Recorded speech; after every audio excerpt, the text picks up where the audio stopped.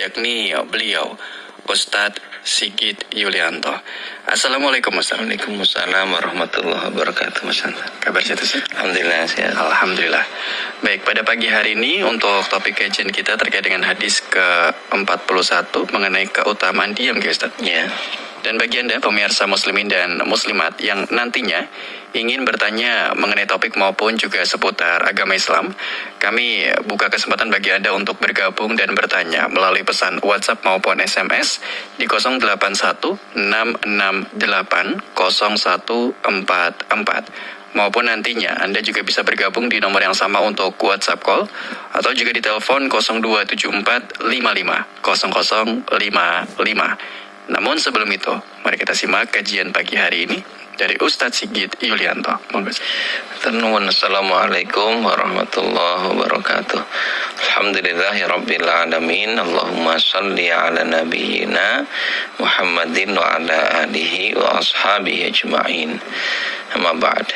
Biasa yang dirahmati Allah Subhanahu wa taala, kita masuk di hadis yang ke-41 dari kitab Al-Jami', hadis yang disampaikan oleh Anas radhiyallahu an. Dia mengatakan bahwa Rasulullah sallallahu alaihi wasallam bersabda, as-samtu hikamun, diam itu adalah hikmah, wa qalilun fa'iluhu, tetapi sedikit orang yang melakukannya. Hadis riwayat Al-Baihaqi dalam kitab Asy-Syu'abul Iman.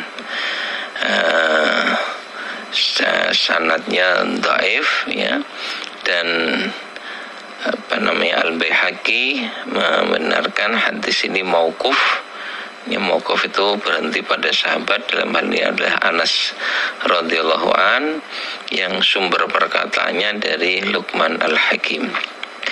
Lalu ada keterangan terkait dengan hadis ini oleh Syekh Abdullah bin Abdurrahman Al-Basam, bahwa riwayat ini bersumber dari Anas ya radhiyallahu an tadi, yang merupakan perkataan Luqman. Kemudian ada tambahan keterangan dari ulama hadis yaitu Ibnu Hibban dalam kitab Ar-Rawudah Al-Uqala, yang sanadnya sahih hingga ke Anas radhiyallahu an. Jadi kalau sanad hadis itu berhenti pada sahabat, namanya hadis mauquf. Hadis mauquf ini atau penyandarannya sampai kepada sahabat ya, sanadnya sampai di sahabat. Hadis mauquf kalau matan atau isinya itu tidak bertentangan atau selaras dengan hadis-hadis yang sampai kepada Rasul, itu hadis marfu, maka derajatnya sama dengan hadis marfu ya. Jadi isi tentang hadis ini ada cukup banyak sebetulnya hadis-hadis lain yang sanadnya muttasil, nyambung sampai kepada Rasulullah, yang sama, selaras atau bahkan menguatkan hadis ini, sehingga secara matan, isi, konten ini bisa diterima. Ini sekedar terkait dengan persoalan sanad hadis ya dan matannya. Kemudian kandungan hadis ini menjelaskan tentang keutamaan diam ya, dan diam ini dalam hadis yang sedang kita pelajari ini disebut sebagai hikmah. As-samtu hikamun, diam itu adalah hikmah. Nah, adapun hikmah itu bisa berarti ketepatan ya, atau kedalaman ilmu dan makna-makna yang serupa dengan itu ya, serupa dengan itu. Kemudian kita mendapati di ayat 18 surat Qaf itu ya, bahwa tidak ada satupun ucapan ya illa raqibun atid, kecuali di sisi pengucap itu ada malaikat ya, raqib atid ya, yang senantiasa mengawasi, yang selalu hadir. Artinya seorang yang diam untuk mengendalikan perilaku lisannya itu sesuatu yang diutamakan, sesuatu yang sangat dianjurkan. sampai Rasul pernah bersabda dalam Sahih Bukhari, ya, beliau bersabda, man domina li ma baina lihyaihi wa rijlaihi, siapa menjamin untukku, ya, untuk dia jaga apa yang ada di antara di antara lihyaihi, antara kumis dan jenggot atau janggut, ini maksudnya menjaga lisannya, warijlaihi, dan menjaga di antara dua kakinya, itu kemaluannya, atman lahul jannah, aku jamin untuk dia surga. Jadi Nabi mengungkapkan siapa yang bisa mengendalikan lisannya dan memelihara kemaluannya, ya, dari berbuat zina, ya, maka aku jamin surga untuknya. Nah, ini hadis-hadis yang semakna dengan ini cukup banyak, termasuk ancaman, ya, tatkala lisan tidak dalam kendali yang benar itu.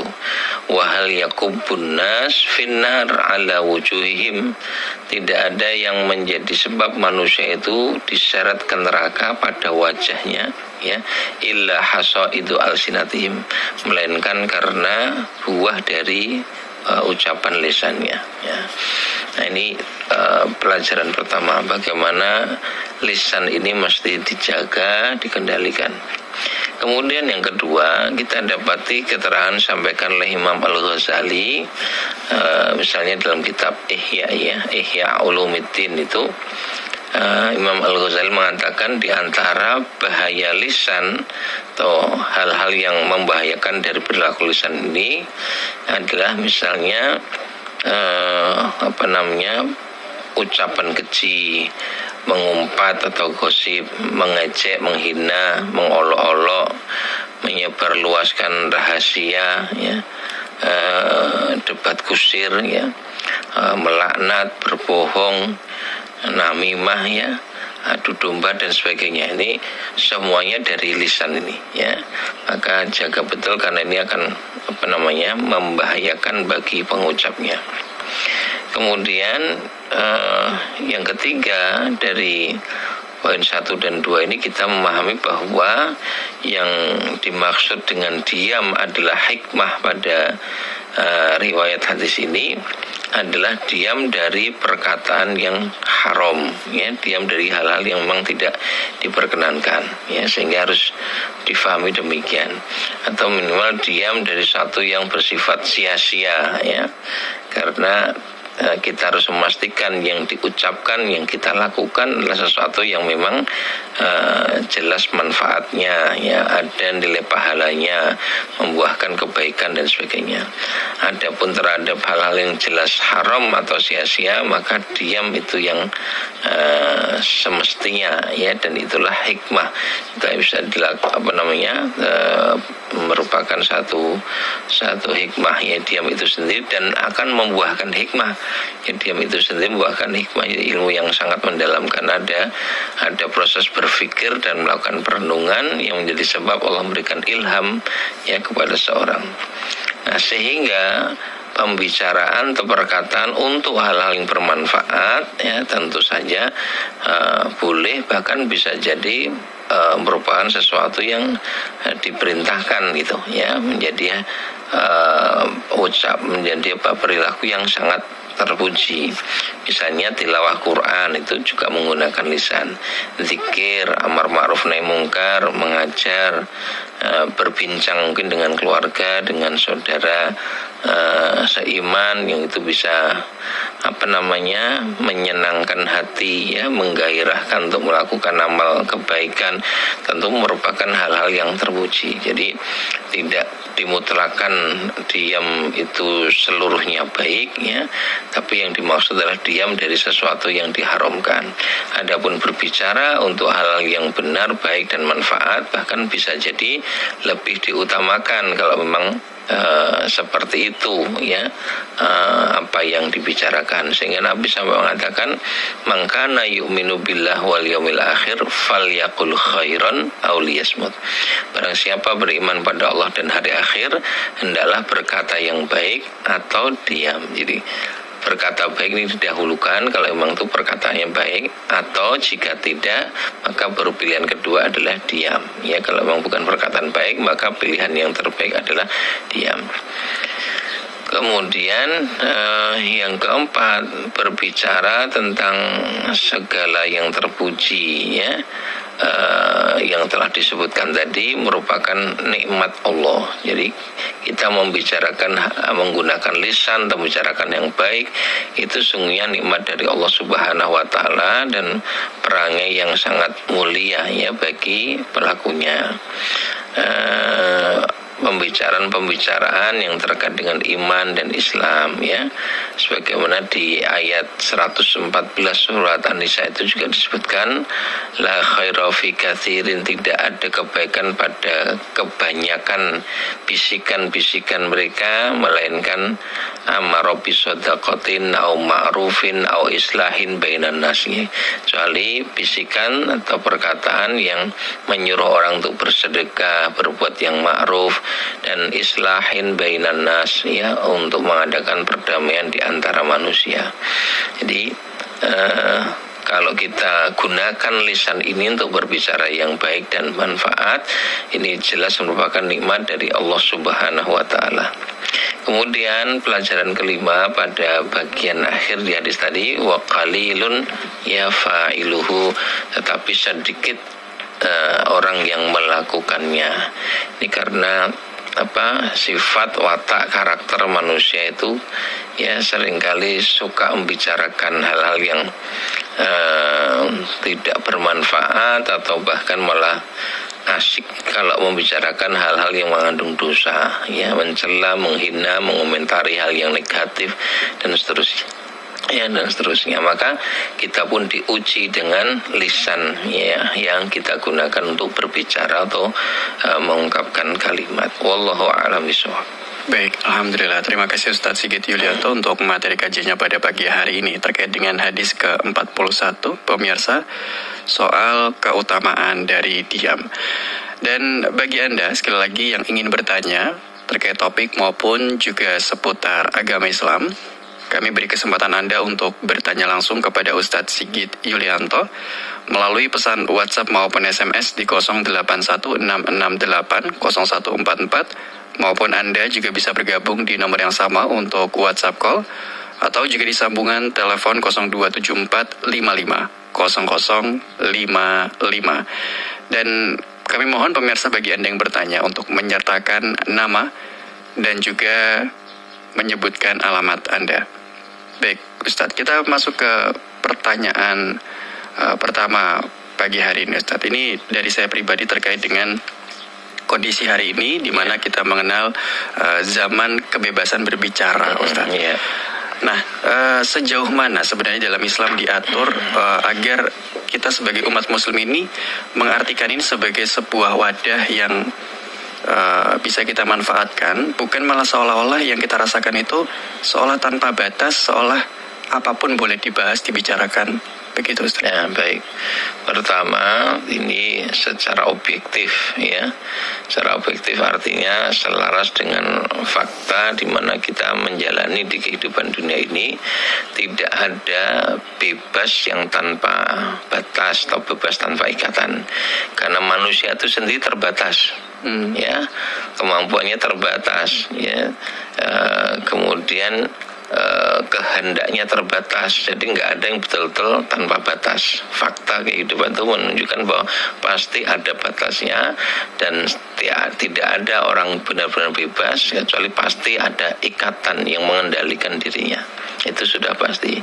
Nah, sehingga Dr. Imaduddin Abdul Rahim misalnya itu pernah mengatakan pilihannya cuma dua, ya, di hidup di dunia ini, bebas tanpa ikatan sama sekali tidak ada, tapi pasti terikat dan pilihannya cuma dua, mau terikat dengan Allah Subhanahu wa taala atau terikat dengan hawa nafsunya, itu saja.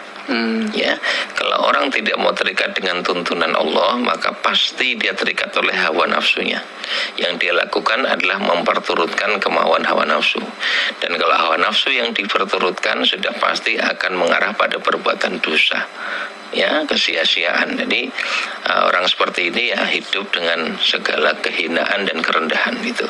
Tapi kalau mau terikat dengan Allah, maka pasti Allah akan memuliakannya, ya, itu. Nah, begitupun di dalam bicara, ya, kebebasan bicara dalam perspektif Islam, dalam konsep Islam itu justru keterikatan kita dengan Allah dalam, ya, melakukan pembicaraan, sehingga seorang mukmin yang benar-benar beriman itu akan selektif terhadap ucapannya, terhadap pembicaraannya. Dia tidak akan berkata kecuali yang memang benar, baik, dan bermanfaat, ya. Saya kira seperti itu, nggih. Wallahu a'lam bishawab. Baik, terima kasih untuk penjelasannya Ustaz. Pertanyaan berikutnya ada dari Mas Muzaki yang ada di Umbul Harjo. Pak Ustadz izin bertanya, apakah orang yang dalam kehidupan sehari-harinya tidak pernah berbicara dan cenderung pendiam Ustadz, tetapi kalau di sosial media ini banyak dan suka berkomentar, apa tetap dihukumi sebagai orang yang diam? Mohon penjelasannya. Ya, orang bicara, Bapak namanya lewat bicara itu tidak hanya dalam bentuk lisan bibir kita, ya, tapi juga pembicaraan lewat media tulisan itu ya bagian dari pembicaraan juga, ya. Jadi di satu tempat, satu keadaan, seseorang mungkin banyak diam. Di tempat dan keadaan berbeda, dia mungkin banyak berbicara. Yang penting itu bukan masalah diam dan bicaranya, ya. Tadi kita sampaikan keutamaan diam itu yaitu diam dari hal-hal yang diharamkan. Jadi kontennya itu apa itu.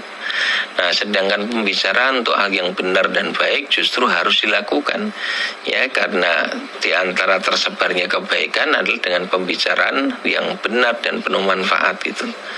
Jadi kita, dalam konteks pertanyaan tadi tidak hendak menjelaskan bahwa diam itu mutlak baik. Ya, kalau diam terhadap kemungkaran jelas itu buruk, dia harus bicara, ya. Kalau kita mengatakan negara kita lagi tidak baik-baik saja, bicarakan itu, jangan diam saja gitu, ya. Ya, kalau diam justru itu keburukan, ya. Ada yang mengatakan setan bisu gitu. Ya, maka hendaklah disuarakan sesuatu yang memang benar agar diketahui, kemudian ada upaya untuk memperbaiki, ya. Sehingga Rasul mendahulukan perintah untuk bicara yang baik, ya, dan kalau tidak bisa baru diam, ya. Falyakul khairan, hendaklah dia berkata yang baik, aw liyasmut, atau kalau tidak bisa diam. Bahkan pembicaraan dalam hal mengingatkan pemimpin untuk melaksanakan tugasnya dengan baik, berlaku adil dan amanah, itu menjadi bagian dari jihad yang terbesar. Afdolul jihad kalimatu haqqin inda sultanin jair. Seutamanya jihad adalah kalimat kebenaran yang diucapkan di hadapan penguasa yang zalim gitu. Ya, jadi tidak selalu diam itu emas katanya gitu, ya, tergantung keadaannya. Kalau memang pembicaraannya nggak baik, maka diam adalah emas, diam menjadi hal yang lebih utama. Saya kira itu. Monggo silakan di media sosial, mau di media apapun, dalam perbincangan sehari-hari, yang paling pokok yang tidak disampaikan oleh hadis ini adalah selektif di dalam pembicaraan. Apakah lebih baik berbicara atau diam? Berkaitan dengan tempat, yang tempat manapun bisa menjadi sarana bagi kita untuk menyebarkan kebaikan. Wallahu a'lam bishawab. Baik, terima kasih untuk penjelasannya Ustaz. Pertanyaan berikutnya ada dari Ibu Dwi yang ada di Bantul. Pak Ustadz, bagaimana ya caranya menghilangkan kecenderungan mudah terpancing untuk gibah atau rasan-rasan atau mengkomentari dan membahas urusan-urusan atau keadaan orang lain, Ustaz? 1, ilmu, 2, latihan, ya. Kemudian 3 adalah lingkungan, 4 doa.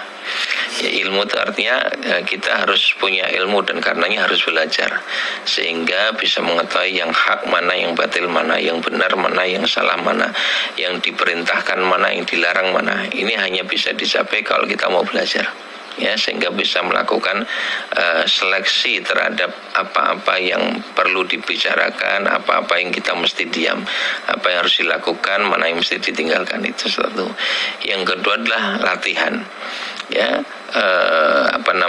kita yang mungkin lebih mudah bicara dan seringkali tidak terkendali, maka coba latih untuk diam.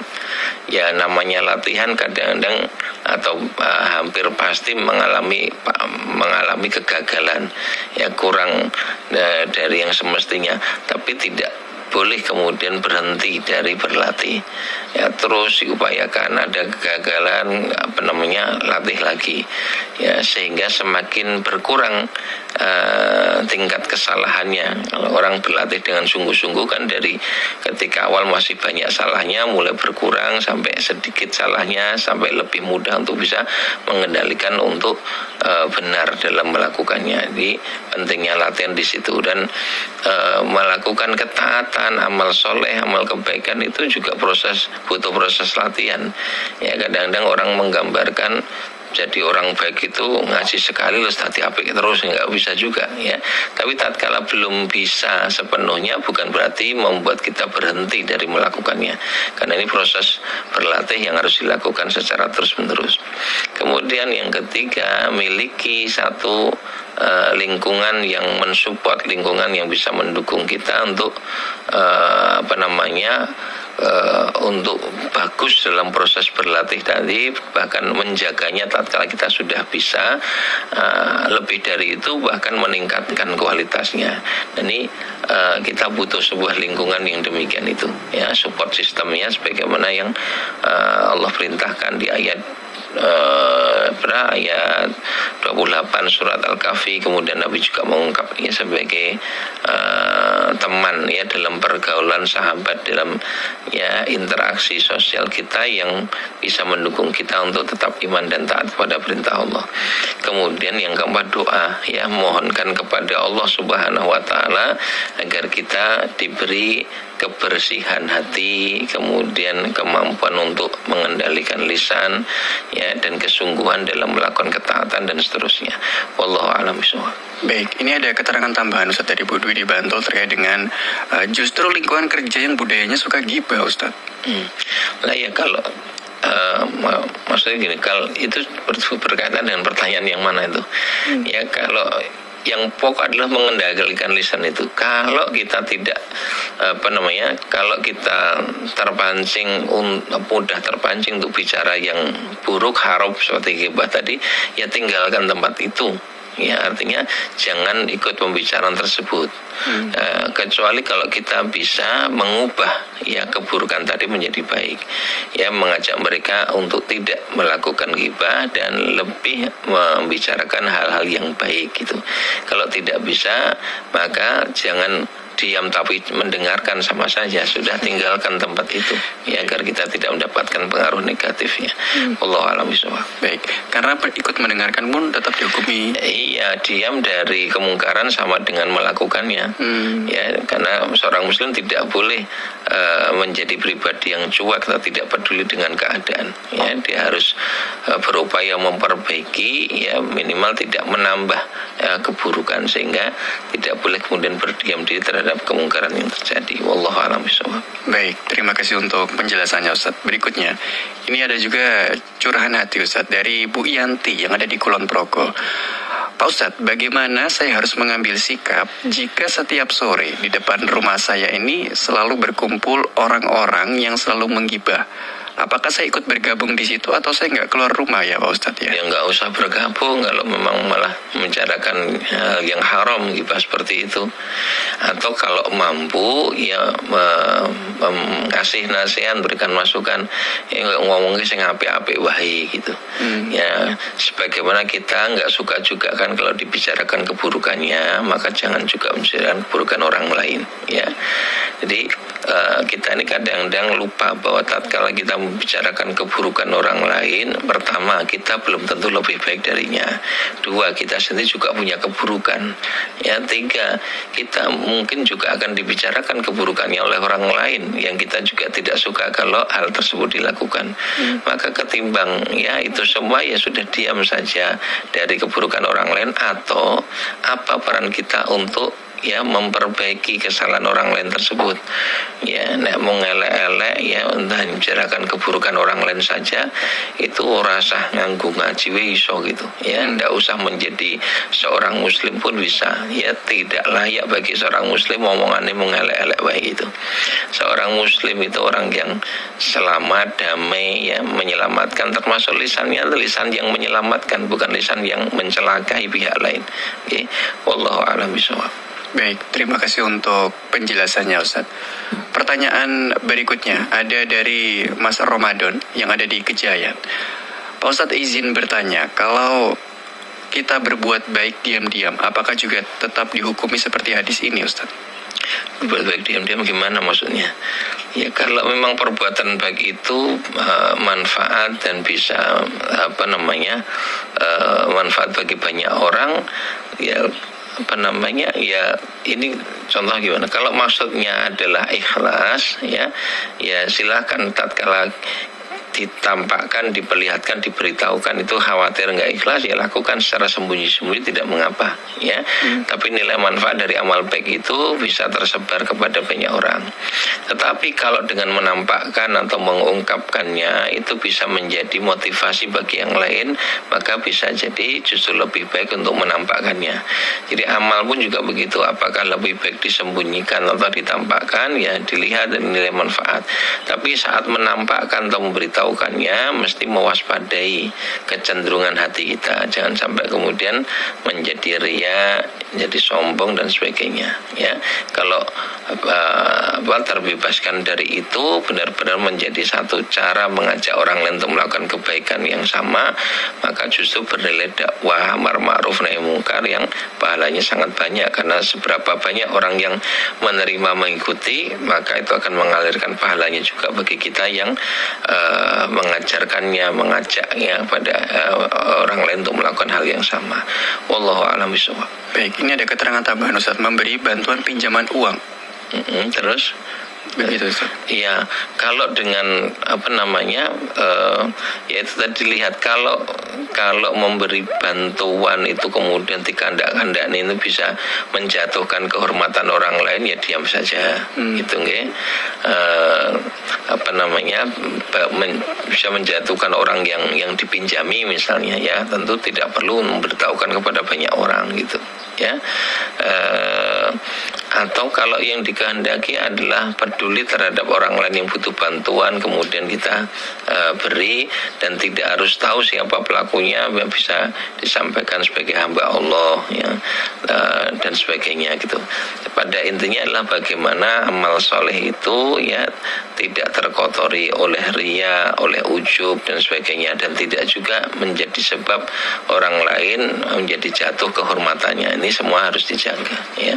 Wallahu a'lam bishawab. Baik, terima kasih untuk penjelasannya Ustadz. Berikutnya ada Bu Marsi di Nitian yang ingin bercerita Ustadz terkait dengan Ustadz, apakah kewajiban seorang suami itu memberi nafkah kepada istri?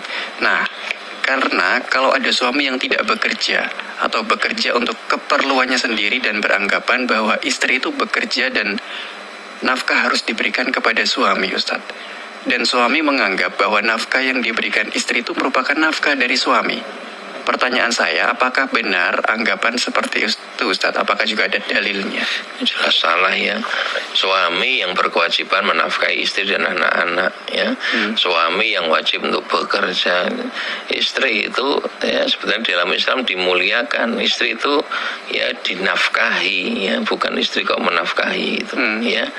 Ya begitu seorang laki-laki menikahi seorang perempuan, dia harus siap untuk memberikan nafkah kepadanya, termasuk anak, ya, keturunan dari hasil mereka berdua, itu tanggung jawab suami itu. Kalau istri bantu boleh, sifatnya boleh saja, ya. Ya, kalaupun tidak, memang suami yang berkewajiban untuk melakukan itu, ya. Saya kira seperti itu, jangan dibulak-balik. Ini seringkali ya menutupi kesalahannya dengan mengulang-balik seperti itu. Aturannya sudah jelas sepanjang sejarah, pemahaman praktek dari Rasul, para sahabat, ulama, orang soleh selalu begitu. Kalau laki-laki kok tidak bekerja, dosa, ya dosa untuk kewajiban kok. Okay. Wallahu a'lam bishawab. Baik, terima kasih untuk penjelasannya Ustaz. Pertanyaan berikutnya ada dari Mas Bagus di Sidomoyo, Godian, Sleman. Ustadz, bolehkah saya mandi junub dengan air hangat? Mengingat cuaca dingin ini kalau pagi dingin sekali, Ustadz. Boleh, ya. Yang makruh itu tidak sampai kemudian haram atau hilang keabsahannya, itu air yang panas kena sinar matahari langsung. Ya, karena memang itu menurut ya orang yang tahu secara keilmuan itu berpengaruh buruk ya terhadap kulit yang terkena air yang kena panas matahari secara langsung. Ini berbeda dengan air yang dihangatkan, itu ya tentu hukumnya menjadi berbeda. Itu pun tadi misalnya kena matahari langsung pun tidak menghilangkan keabsahan apakah wudhu atau mandinya, tetapi dihukumi makruh, tidak disukai. Jadi ini di luar dari yang dimaksud sebagai kemakruhan tadi. Artinya ini boleh saja mau dihangatkan, terlebih mungkin karena kondisi yang sangat dingin dan seterusnya, monggo. Wallahu a'lam bishawab. Baik, terima kasih untuk penjelasannya, Ustadz. Ini pertanyaan terakhir, Ustadz, dari dua penanya yang intinya sama. Ada dari Bu Tri di Kulon Progo dan juga pertanyaan dari Bu Tantri yang ada di Kasihan, Bantul. Terkait dengan apakah besok hari Kamis masih bisa menjalani puasa sunnah Kamis, Ustadz? Kan hari Sabtu ya, insya Allah sudah puasa ya. Jadi kalau bisa 1 atau 2 hari sebelumnya sudahlah berhenti dulu ya, berhenti dari puasa sunnah. Jadi Kamis kalau bisa sudah nggak usah puasa dulu. Nah tinggal Kamis, Jumat, ya Sabtunya kan sudah puasa Ramadan. Okay. Saya kira begitu nih. Wallahu a'lam bishawab. Baik, terima kasih untuk penjelasannya, Ustadz. Dan pemirsa, itu tadi menjadi pertanyaan terakhir di program Lentera Rohani hari ini. Sebelum kita simak kesimpulan dari Ustadz Sigit, mari kita ikuti terlebih dahulu informasi berikut ini. Assalamualaikum. Weh, hari Minggu pagi kok sudah rapi toh, Jul? Loh, ini kan minggu awal bulan. Saya mau pengajian di pesantren Tahfiz Quran Yatim Nurani Insani bersama Ustadz Sigit Yulianto. Waduh, saya lupa, Bu. Gak apa-apa, Bu. Tapi diusahakan bulan depan datang ya. Materi pengajiannya bagus dan ada tanya jawabnya juga loh. Iya, Bu. Insya Allah. Ini saya titip zakat untuk santri-santri yatim dan duafa di sana ya, Bu. Insya Allah. Hadiri pengajian rutin setiap minggu awal bulan bersama Ustadz Sigit Yulianto jam 9 sampai jam 11 pagi di pesantren Tahfiz Quran Yatim Nurani Insani, Jalan Wates kilometer 8, Dusun Sumbergamol, Balai Catur, Gambing, Yogyakarta. Kami menerima zakat, infak, dan sedekah Anda untuk anak-anak yatim dan duafa yang sedang belajar menjadi penghafal Al-Quran. Anda bisa menghubungi Bapak Atfal di nomor 081392603915 atau Bapak Satuju di 0812275699. Jangan lupa loh, dari Pasar Balai Catur masuk ke utara 500 meter.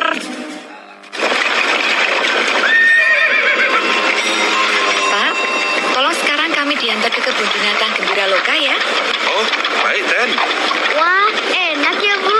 Naik andong sambil makan kacang. Tapi di Jogja tidak boleh buang sampah sembarangan. Jadi kulitnya nanti dibuang di tempat sampah ya, Den. Tapi Pak Kusir, itu tadi kudanya kobong kotoran di jalan. Juga ya. Oh, tapi kuda kan binatang. Marilah kita jaga Yogyakarta yang bersih, sehat, indah, dan nyaman.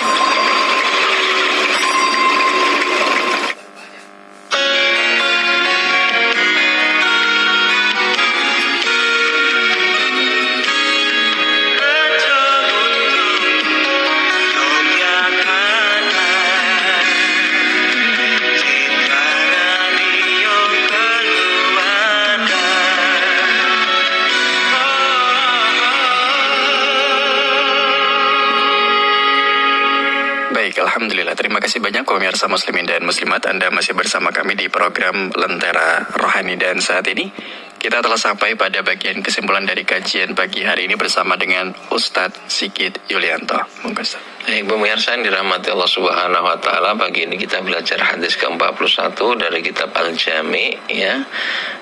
Satu hadis yang menyebutkan bahwa diam itu hikmah, wa qalilun fa'iluhu, tetapi sedikit yang melakukannya. Beberapa pelajaran dari hadis ini, pertama adalah tentang keutamaan diam. Bahkan diam itu sendiri bagian dari hikmah, ya. Dan mengenai hal ini cukup banyak ayat Quran maupun hadis Nabi yang memerintahkan kita untuk memiliki kehati-hatian, kewaspadaan terhadap ucapan atau pembicaraan kita, ya, karena apa yang terucap pasti ada malaikat yang mencatat. Kemudian apa yang diucapkan itu ada tanggung jawab dan resikonya, ya, di sisi Allah Subhanahu wa taala, ya, ada balasannya di kehidupan akhirat itu. Bahkan ada banyak dosa dan bahaya yang diakibatkan oleh perilaku lisan yang tidak terkendali dengan benar. Kemudian kedua, ada banyak perbuatan dosa yang dilakukan oleh lisan yang dalam penjelasan Imam Al-Ghazali disebutkan diantaranya seperti berkata keji, mengumpat, ya, atau ghibah, mengejek, mengolok-olok, menyebarluaskan rahasia, melaknat, bohong, mengadu domba dan sebagainya, ya. Dan ini dilakukan oleh lisan itu. Kemudian yang ketiga, bahwa dengan pemahaman yang tadi disebutkan pada poin 1 dan 2, maka diam yang dimaksudkan dan diam yang utama itu, atau diam yang merupakan hikmah itu adalah diam dari perkataan yang haram, ya. Sehingga kalau dalam hal-hal yang memang benar, manfaat, baik, justru harus bicara, ya, dan menggunakan lisan ini, misalnya untuk baca Quran, untuk zikir, untuk amar ma'ruf nahi mungkar, untuk mengajar, untuk bincang-bincang yang bermanfaat, ya, dengan keluarga, dengan teman, sahabat, saudara, gitu. Ini merupakan hal-hal yang terpuji, ya. Bahkan seringkali lisan ini menjadi sarana utama untuk bisa menyebarluaskan kebaikan, ya. Maka dalam hal ini justru tidak boleh diam, harus bicara. Kemudian yang keempat, fahami bahwa tatkala kita bisa menggunakan lisan untuk pembicaraan yang benar, yang baik dan manfaat, sesungguhnya itu merupakan nikmat yang agung yang diberikan oleh Allah Subhanahu wa taala, ya. Sehingga mesti dijaga. Artinya menjaga kualitas pembicaraan kita untuk berkata yang benar, baik dan mulia. Kemudian juga cara di dalam mengungkapkannya ini di dalam Quran pun cukup banyak diungkap seperti qaulan sadida, qaulan ma'rufa, qaulan karima, ya. Ucapkanlah perkataan yang benar, ucapkanlah perkataan yang baik, ucapkanlah perkataan yang mulia, gitu.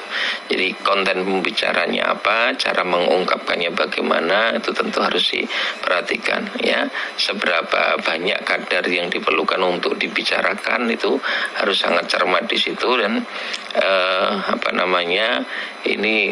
ini termasuk pengertian dalam menjaga lisan, gitu, ya. Kemudian pelajaran terakhir, ketika dalam hadis tadi diungkapkan qalilun fa'iluhu, sedikit, ya, tetapi sedikit yang melakukannya, ya, maka ini sungguhnya motivasi bagi kita untuk masuk dalam kelompok yang sedikit, mereka yang dimampukan, ya, oleh Allah, ya, tentu dengan syarat ketentuan berlaku sehingga Allah karuniakan kemampuan itu, ya, sehingga bisa menggunakan lisan secara benar dan tepat, ya. Ini harus kita upayakan, ya, karena ada seleksi memang di kehidupan dunia ini mengenai apa yang Allah perintahkan, apa yang Allah larang, dan orang yang benar-benar beriman kepada Allah akan berupaya untuk menunaikan, ya, apa saja yang Allah perintahkan, menjauhi meninggalkan apa yang dilarang, sehingga ia akan bertemu dengan Allah dalam keadaan diridhai oleh hidayahnya. Wallahu a'lam bishawab. Subhanakallahumma wa bihamdika asyhadu an la ilaha illa anta astaghfiruka wa atubu ilaik. Walhamdulillahirabbil alamin. Alhamdulillahirrabbilalamin. Terima kasih banyak Ustadz Sigit Yulianto untuk materi kajiannya pada pagi hari ini. Semoga menjadi ilmu yang bermanfaat serta membawa keberkahan dalam hidup kita, pemirsa. Amin ya robbal alamin. Dan bagi pertanyaan Anda yang pada pagi ini belum sempat kami bacakan karena terbatasnya waktu, Anda dapat bergabung kembali di program Lentera Rohani esok pagi mulai pukul 5 waktu Indonesia Barat, hanya di Raja Buntung 99,4 FM. Dan sesaat lagi Anta masih akan menemani Anda di program Sapa Pemirsa. Namun sebelum itu, Anta pamit undur diri dari program Lentera Rohani hari ini. Wassalamualaikum